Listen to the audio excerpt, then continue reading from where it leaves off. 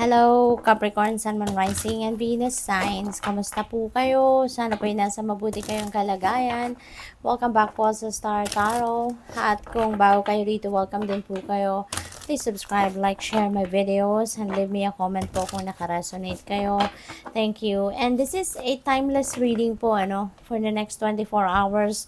Since mapanood ninyo, that's when the messages are meant for you. So, pwedeng mag-resonate sa inyo, pwedeng hindi. No? So, just take as it resonates po.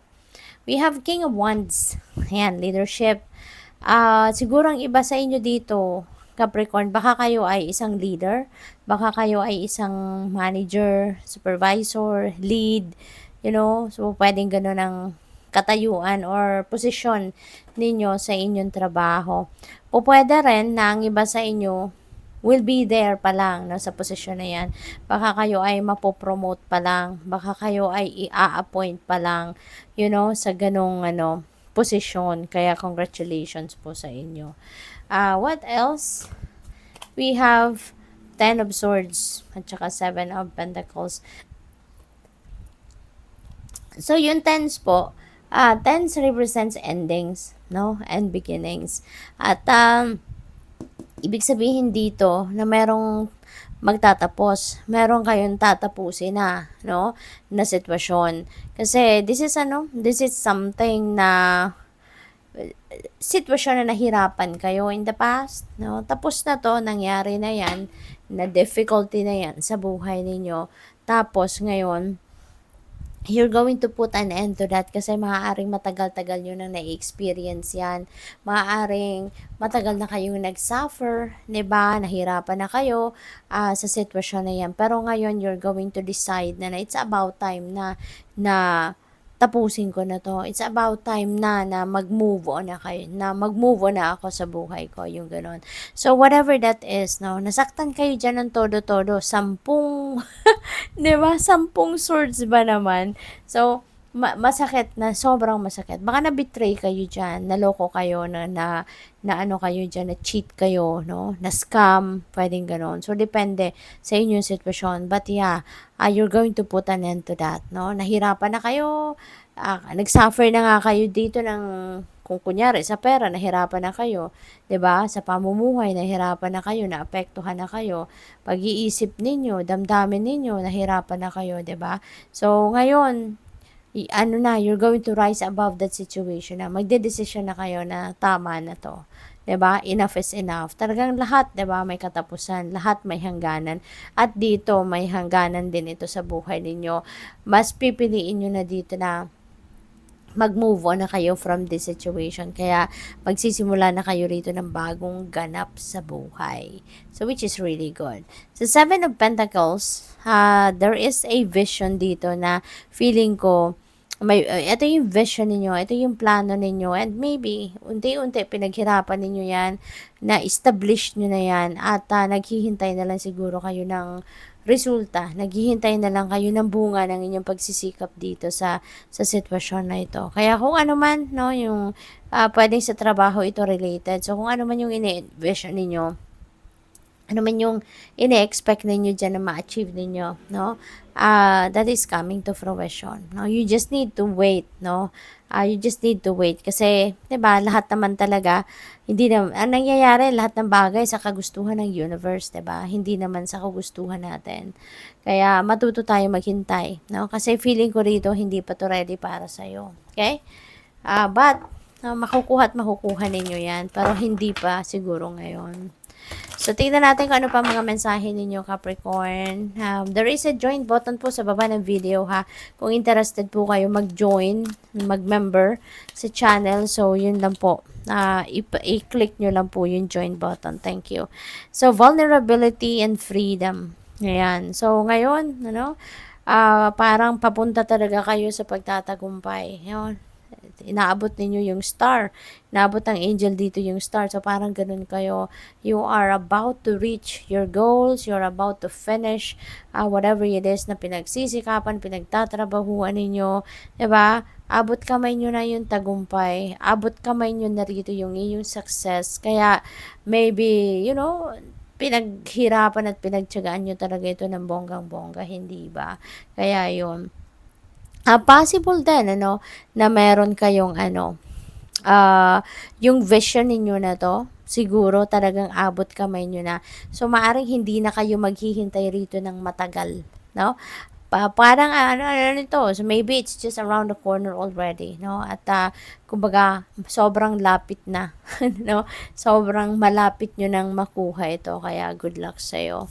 So, we have learning experience and sa nasa taas niya si Ten of Swords. So, sa nangyaring ito sa buhay ninyo, yung heartache, no, heartbreak na nangyari sa inyo dyan, you are going to learn a lot of lessons from that. You are gaining a lot of wisdom, a lot of lessons sa puntong iyan ng buhay ninyo, no? So, sige, ipunin mo lang, no? Ipunin mo lang yung mga experiences na yan, ipunin mo lang yung wisdom and lessons na napulot ninyo yan because magagamit ninyo yan in your future journey, no? Kasi nga, 'di ba, lahat naman ng bagay, no? Lahat ng bagay, lahat ng nangyayari sa buhay natin ay may dahilan. Kaya ang mga 'yan, ano, ano lang 'yan, practice lang 'yan. That is a preparation 'yan para sa mas malalaki pang kaganapan sa buhay ninyo. Para pagdating nyo doon, no, sisiw na lang 'yon sa inyo kasi kumbaga na practice na kayo dito sa sitwasyon na ito. So, what else? We have harmony and resolution. So, resolution, ibig sabihin dito na merong siguro nagkaroon kayo ng problema with someone, maaari nagkaroon kayo ng sigalot, ng away with someone, pero guess what? Maaaring kayo'y magkakaayos na kasi meron ng harmony and resolution. So, kung sino man ang maaaring meron kayong hindi pagkakaintindihan, meron kayong hindi na pagkasunduan, no, that's going to fade away na.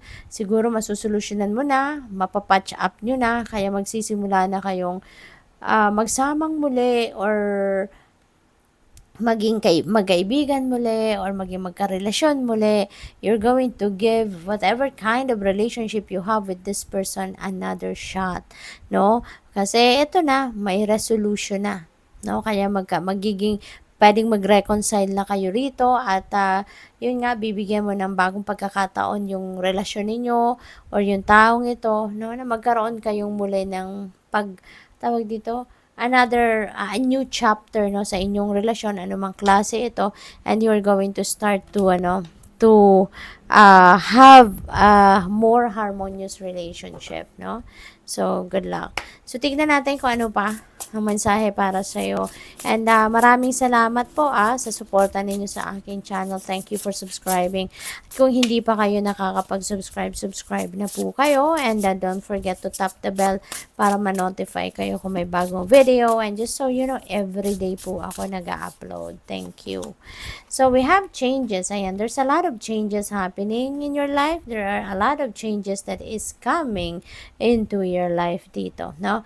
Kasi may ending and beginning tayo. So, maraming pagbabago ang pwedeng mangyari, maraming pagbabago ang magaganap, maraming pagbabago ang paparating sa buhay ninyo, and that could be in various areas of life. So, pagdating ng mga pagbabagong ito, kayo lang ang natangi nakakaalam dyan, ano, kung anong area of life iyan at anong klaseng pagbabago.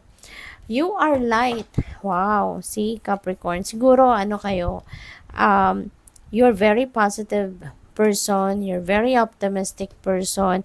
Yung parang ikaw siguro yung nagsisilbing liwanag, no? Sa kadiliman or sa buhay na madilim ng kung sino man, no? Siguro, you are also the light of the party. Pwedeng you are also a very bubbly person, very, very happy person, yung gano'n, no? Na kapag pumasok ka sa isang room, parang nag-iiba, nagliliwanag yung atmosphere, 'di ba? Nagiging masaya ang lahat. Siguro very contagious, no? Yung inyong saya, yung inyong positivity, yung gano'n. So, what else? We have the good kind. Wow! So, you know what?